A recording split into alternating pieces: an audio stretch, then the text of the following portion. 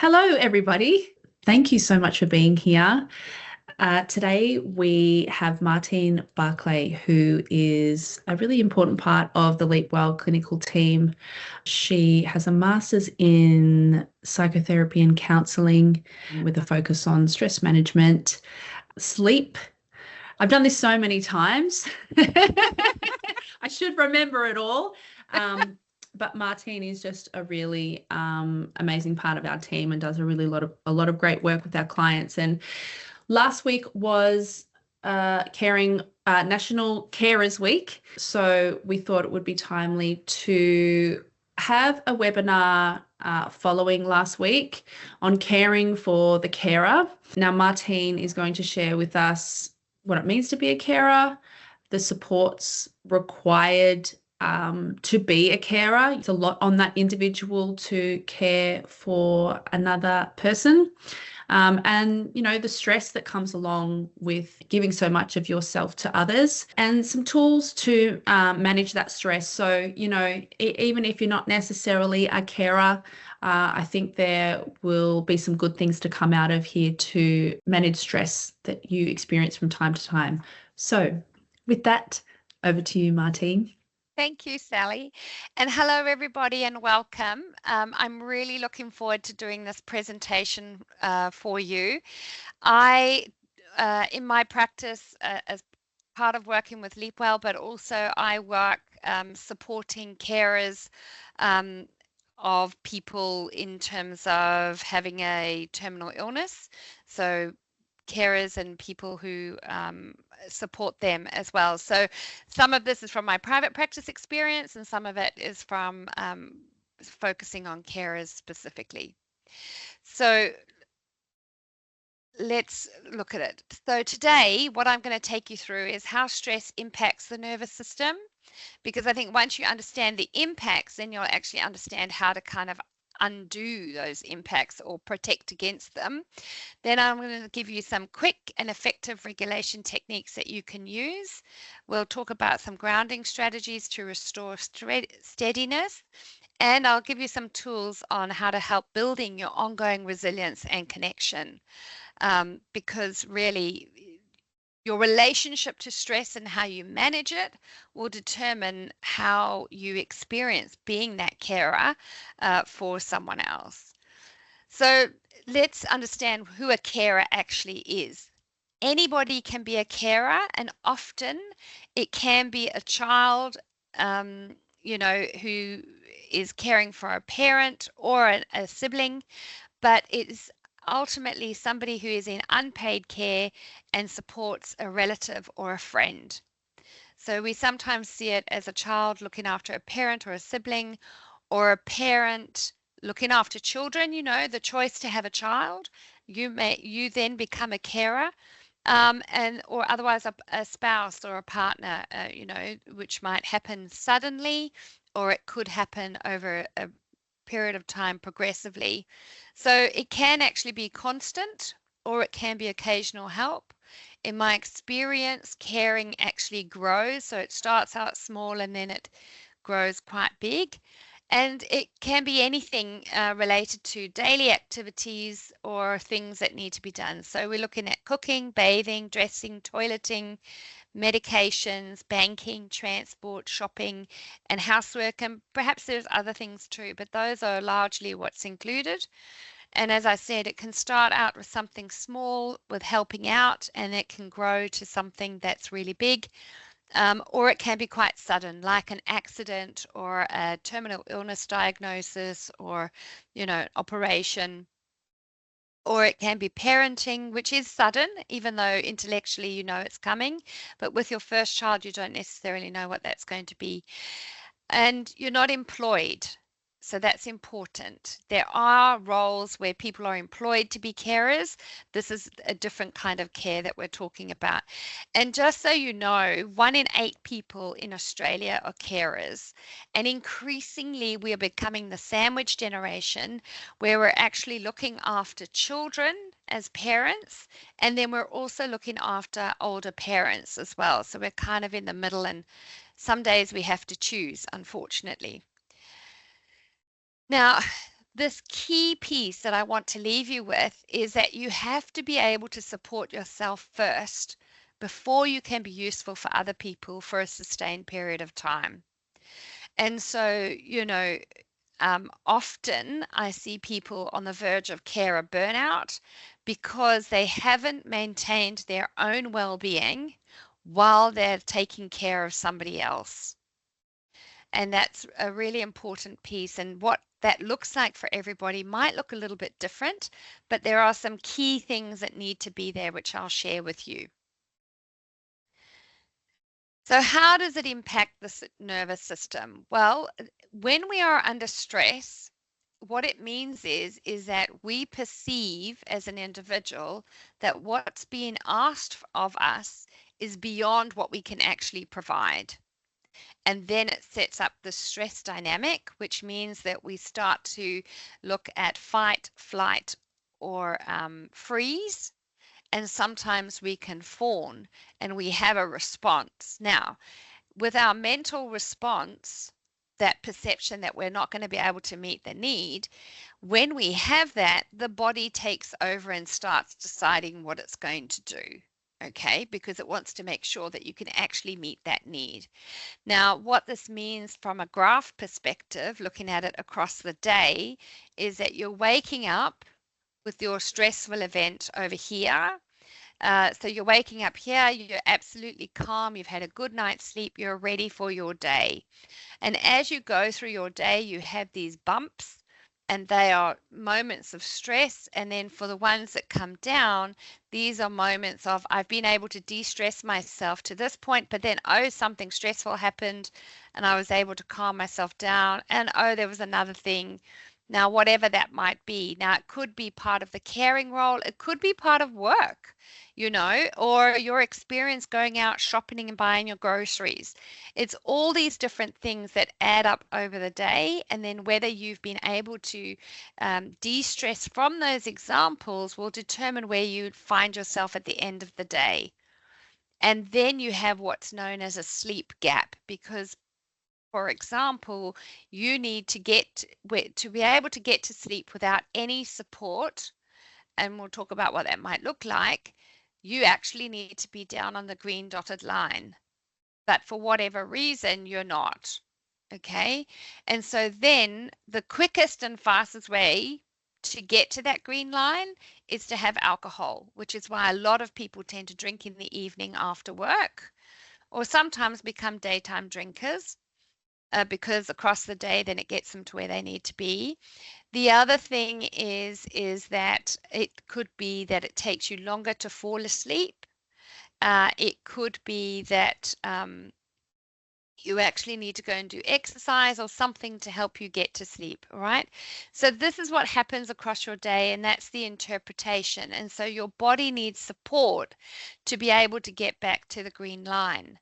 Now, if you don't get back to the green line over a period of time, because sleep is actually one of the best things that you can do for stress, what happens is that you get a resting gap. So you're actually not waking up down here on the red line. You're waking up already stressed over time. And so then you have an increased sleep gap, and it just gets worse and worse and worse. And essentially what it means is that you have too much adrenaline and cortisol in your body, and your body hasn't been able to flush it out. And so you can say, oh, well, my body won't be doing this. Well, you don't have a choice. Your body is actually going to be doing it anyway. And how do you know? Well, stress in humans is held along the midline of your body. So anywhere from behind your nose down to your pelvis. And so if you're stressed, you're either your voice, your breathing will be impacted. So if you're sitting here listening to this presentation now, where can you feel your breath most present?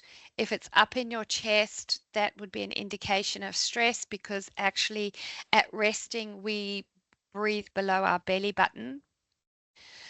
So that just shows you your level of stress. Because we're in the afternoon, that probably makes a bit of sense. But also, if you go further down the midline, we're looking at digestion. So that's really about how IBS, irritable bowel syndrome, that's really stress related. All the gut issues. So when you get really stressed, sometimes people get constipated, other people get diarrhea.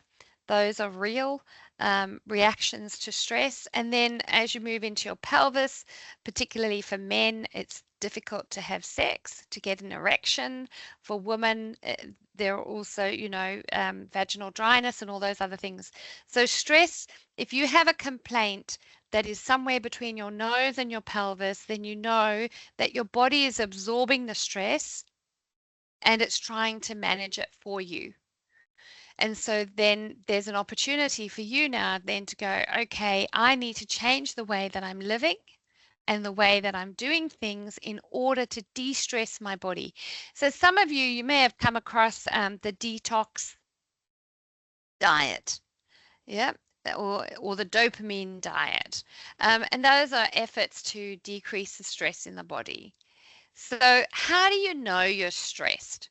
It's really important that you can figure this bit out. And if you don't know, please ask people who know you well because they'll be able to tell you. And often we experience stress through our sensations, our thoughts, our feelings, and sometimes our internal dialogue.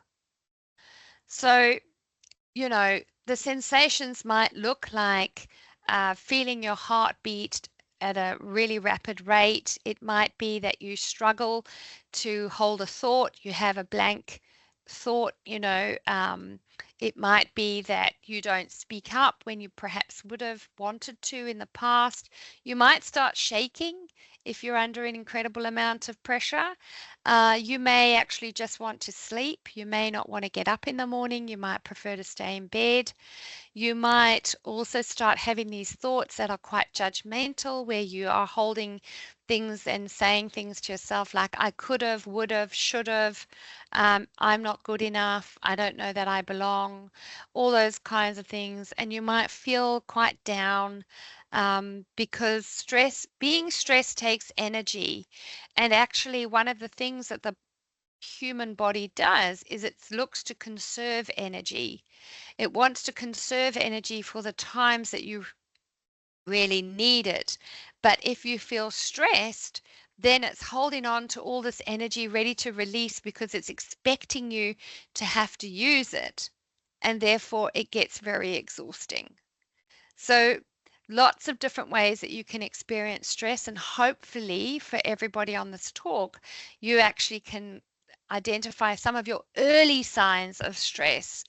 Because if you are feeling like you are going about your day and all of a sudden you explode, that means you're sitting on it and you're not acknowledging it and you're allowing it to grow until you can't hold on to it anymore.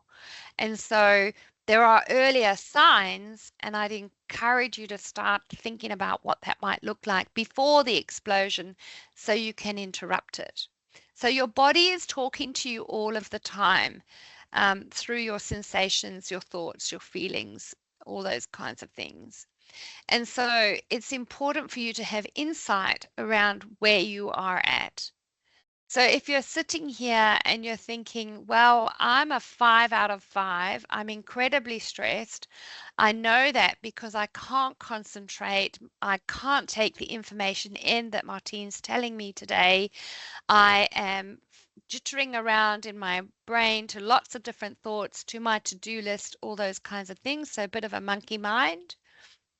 As opposed to if you're sitting here super calm, you've got everything done that you needed to get done this morning, you've ticked everything off, and you're actually very open, you're receptive to what's being said today, you're actually being able to reflect on that information and consider what you need to make changes around in order to go forward, right?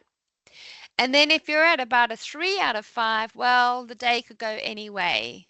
I'm a little bit on a bit of a seesaw. And so it's important for you across your day to figure out where you're at. If you're waking up and you're not calm, then that's a sign that there's too much stress already. and that you need to figure out how to de-stress. And in my experience, sometimes it's about changing your relationship to stress, but sometimes it's about what can you let go of, what can you delegate, or what can you outsource. Because the reality is that you can't do everything. You know, time management is real, prioritizing is real, and you have to decide what's really important. So when we think about stress and we think about the protective factors for stress, it's about how you show up, right, for yourself every day. And so I like to talk about that as building the container so that you are ready for when it's coming, because you often don't know when you're going to get stressed, to be honest. So I often say create a routine that best manages your energy. Create some consistency in your day or in your week so that you don't actually have to do too much decision making on the routine stuff because it's already done for you, and so that might be about choosing what you wear the night before. It might be that you keep all your work clothes in one part of your cupboard and it's easy to put on and get going with, right? And also it's important for you to recognize what you can do and accept that you're doing enough because you're doing the best you can. Because there are absolutely no prizes for how much you take on and whether it's at your own expense. Because as much as you take on, people will let you do. And particularly if you're a sibling in a family with an aging parent that needs care, you will find that if somebody steps up to do it, the other siblings generally step back. And so don't do it all on your own. You need to start thinking about your situation as not being an independent operator, but rather an interdependent operator. So you need to create a system around you to support you doing all the different things that you think you might need to do. And with that, recognizing what you can and can't do, manage your boundaries, you know, and be realistic around what those boundaries can be and be flexible to the extent that you can be. So, for example, if you're a parent and you know that you've got to do pickup 2 or 3 times a week, make sure that you organize yourself so that is possible. Okay. Yes, you might be, getting there just bang on time, but actually you're there, you're on time. That's all you needed to do. So that's great. Okay. But if you have to do something that prevents you from doing one of the pickups, then it's about, well, how do I negotiate who picks my child up or what happens? Like for example, if you've got an aging parent, they've got a lot of medical appointments usually. Is there just one of you that goes and does all the medical appointments because of your background or because of your interest or because you live locally? Manage those boundaries and decide, you're going to do this. And so that's great. You do this. I won't over manage you to make sure that you do it. Because everybody's an adult, right? Everybody's an adult. Everybody needs to have their own accountability. Now, some of the givens around stress management is that you're sleeping well. And so that would mean that you're getting between 7 and 8 hours sleep a night. In my experience, it's around 7.5 for most people in the workforce who are sleeping well. You're also eating well. So you're having a high protein diet with lots of fiber. And that you are moving your body for at least 20 minutes a day. And that doesn't necessarily mean going to the gym. It's really about walking, dancing, stretching, keeping your body moving so that particularly if you're in a sedentary job, that you get that opportunity to do it and that you provide yourself opportunities for mental respite or responsibility respite. So, for example, if you are responsible for somebody like you are a child or you would a parent, And you know that when the child goes to school, the child is the responsibility of the school. And if there's a problem, the school will phone you or the daycare center or wherever it is.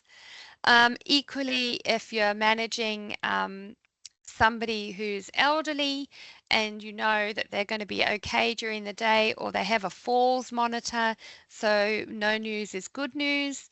So then you give yourself that mental respite, because often it's the 24/7 mental worry that goes on that is so exhausting and drip is like a dripping tap, which often leads to burnout. And it happens before you know it, in all honesty. So you really want to look for those moments of respite or distraction and where you don't have responsibility. And also pace yourself. If you know that you have got a lot of busy work coming up and you have all these carer responsibilities, how are you going to prepare yourself for that week?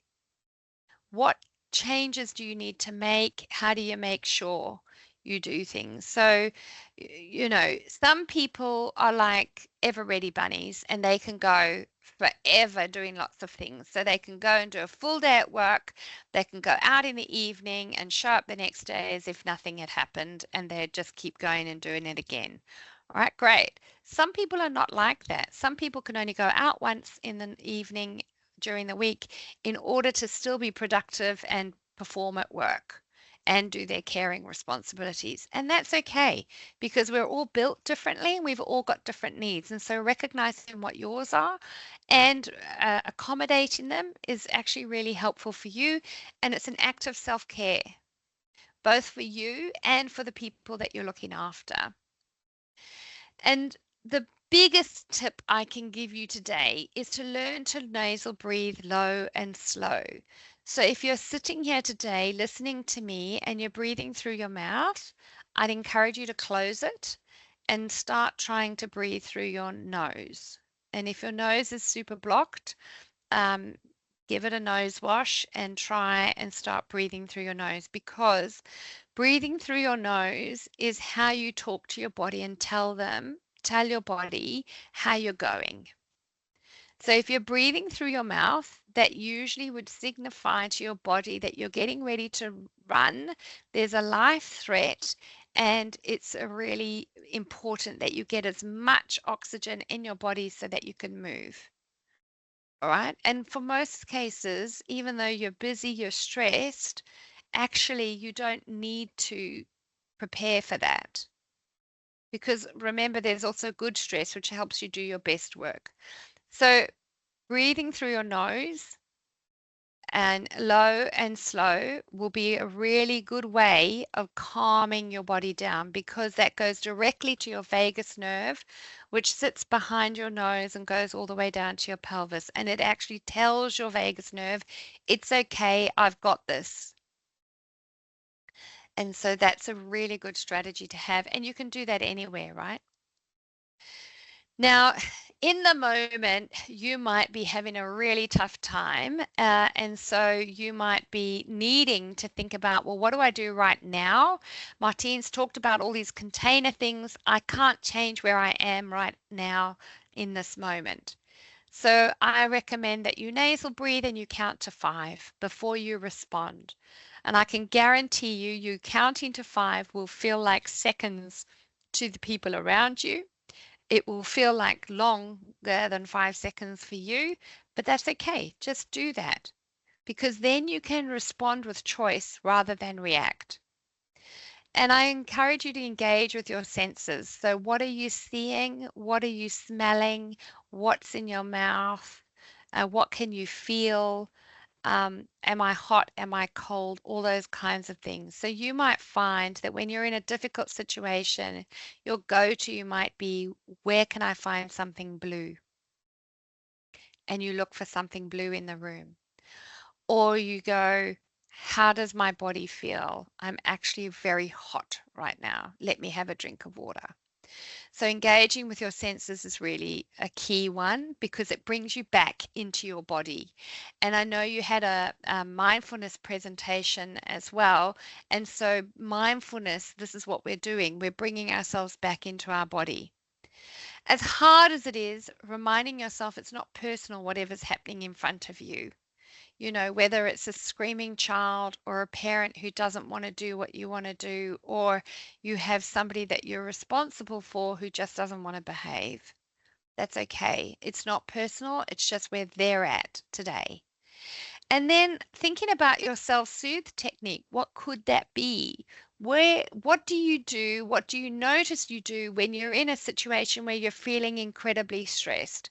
Sometimes people rub their hand or they kind of caress their wrist with their thumb. There is something that you will do. You might rub your leg. I don't know, but your body and yourself would have already sorted a, self-soothe technique out. And so I encourage you to understand where it is, what it is, and when it gets activated. And if you don't have one, you can give yourself one that's socially acceptable and that's, that's good to do. Now, in the moment, you can also imagine a calm scene in your mind. It might be the beach that you like to go to get away from it all. It might be the park that you like to go to where there's lots of trees and blue sky. Just imagine a calm scene for a couple of seconds and then get back to what it is that's happening in front of you. Singing and humming are really good de-stressors. They calm the vagus nerve as well. So you might find that a good way to de-stress from the day is you come home and you listen to 2 or 3 songs. If you drive, you probably want to sing your heart out to 2 or 3 songs to help get rid of the working day and get yourself ready for what lies ahead at home or your next thing that you're going to be doing. If you get the opportunity, take your shoes off, go barefoot. Even if you're not on grass, it's okay. If you're on carpet, that's also fine, because actually the way that your feet pick up the senses and that's really good for the brain. It gives the brain something to focus on. And if you really need to, leave the situation and say, I just need a minute, or come back, and then come back to it, right? So these are some strategies that you can absolutely use in the moment. But what I would also recommend is that you allow yourself some time for review and refinement, to reflect on. So if you're having a particularly difficult day, you might want to just reflect on why is it so difficult. Is it because you didn't have a good night's sleep? You're also a little bit grumpy, tetchy, and then nobody wants to do what you want to do. Because if you are tired, you're actually not going to be able to influence or to get things done because your communication skills are hampered. Because you just want to be quite direct and do things in a particular way because your rigidity increases, and other people, they might have had a good night's sleep and they're not ready to just do what you tell them. Okay, so reflecting on what's happening, what's worked, what could I do better next time? And if you have a mindfulness practice or a breath practice, I encourage you to sit and breathe with those difficult feelings and see how long you can sit with them in a safe way. And maybe over time, you can extend the time that you have with those uh, feelings and sensations, which enable you to build your window of tolerance so they don't actually affect you in quite the same way. Recognizing you don't have to do everything. You don't have to do everything. It might feel like it. It might be a way of being that you've always done. But actually, if you're going into a different phase of life that asks for different things of you, you may need to start being interdependent with people around you. And if they can't be interdependent with the people that you've got, you probably need to switch some of them out, as hard as that is. Because remember, you also want to be managing your boundaries to manage your stress, to enable yourself to show up in the way that you want to do the caring in the way that you want to, right? And so building interdependence into your care system is an act of love, I believe. And so notice across your day where you are, the micro moments, where you are on the stress scale, and make the adjustments as you go through.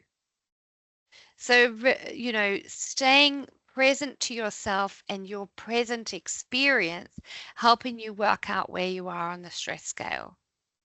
Now, you know that you're stressed if you're starting to eat a lot more carbohydrate food, you're starting to eat a lot of sugar, you're starting to eat a lot of salty stuff, because that can indicate something for the gut.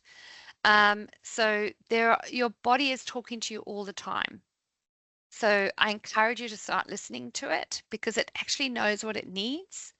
And so don't let your brain take over all the time, and don't compare yourself to what other people are doing and expecting yourself to do the same, because they actually might have prepared for their caring role for 6 months before it came online, and you might have just had a real surprise that it's turned up. You just don't know. So I'm hoping that I've given you a flavor of the things that you can do to manage your stress, whether you're a carer or not, but also whether you're a carer.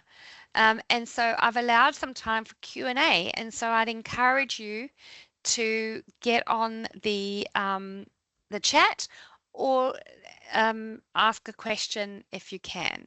Oh, probably through the chat is probably the best way. So I'll just stop sharing. And you can do it through the Q&A actually, if you'd like.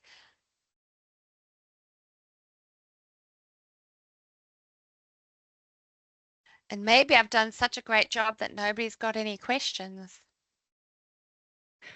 I think you have done such a great job, Martine. I think that self-awareness piece, I know for me, until I actually do one of those mindfulness practices, I don't know how stressed I am. Yeah. Sometimes it takes doing something like that and taking a minute to recognize just how stressed you are. Yeah. Um, Absolutely. Yeah, someone's just said my stress is highly affected by PMS and find it hard to navigate. Yeah. Great. And that is true, right? Because the Yep. body is needing energy for you to do your menstrual cycle. Mhm. And so hopefully you're able to track it, and you have a good sense of when that's coming. So then that's where you can look to manage your energy around it. So if you know that you're going to be having your period, or it's coming up to having a period, then don't plan to do loads and loads of things, because you're going to be even more exhausted than if you were in the middle of your cycle doing the same things. Yeah, totally agree. I think people in caring roles do, often hold themselves to really high standards to just Yep, keep giving and giving and giving. that's it. Yeah, I think Yeah, it's just, yeah. that's right. And Sally, the thing is that often the ones who get burnt out quickest are the nurturers, who do give and give and give and ask for nothing in return.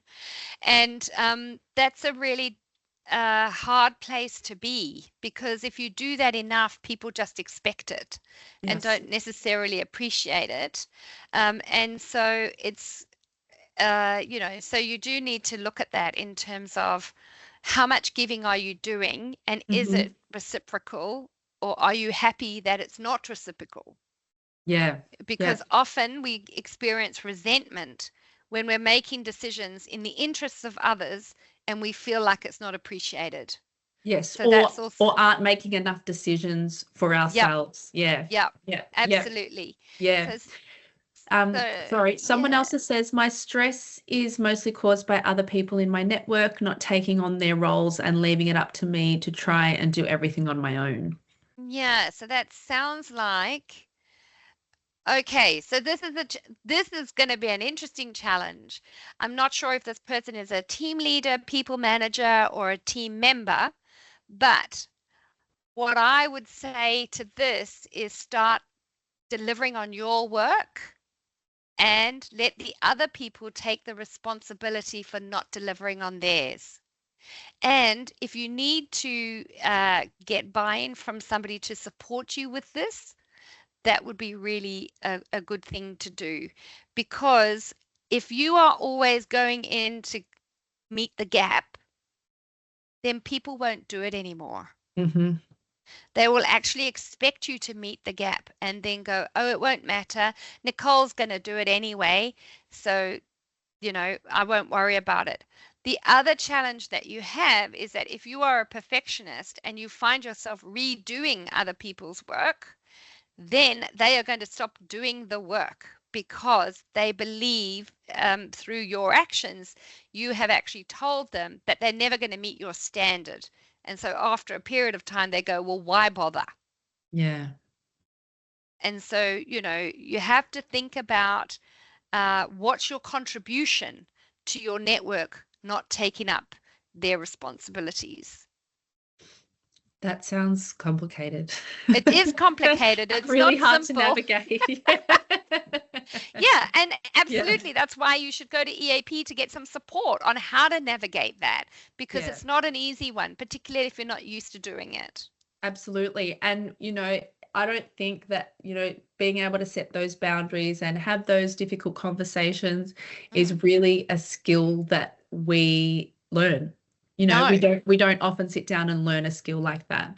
So, no. yeah, And also, society doesn't welcome it. no. We expect everybody to get on with everybody else. We expect everybody to just smile and do whatever needs to be done. But it's actually very harmful to do that for people, and Yeah. that's the fawning actually. So when we think about our stress response as fight, flight, freeze, and fawn, fawn is actually a learned behavior. It's not automatic like the other three. And it really says, it goes like this. It goes, this is a terrible situation. I'm just going to smile my way through it because it's going to end.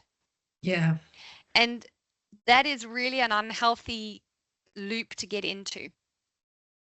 Yeah. Mm, Yeah. Yeah. yeah. Absolutely. Um, I did have a question. You mentioned something about a dopamine diet. Yes. What is that?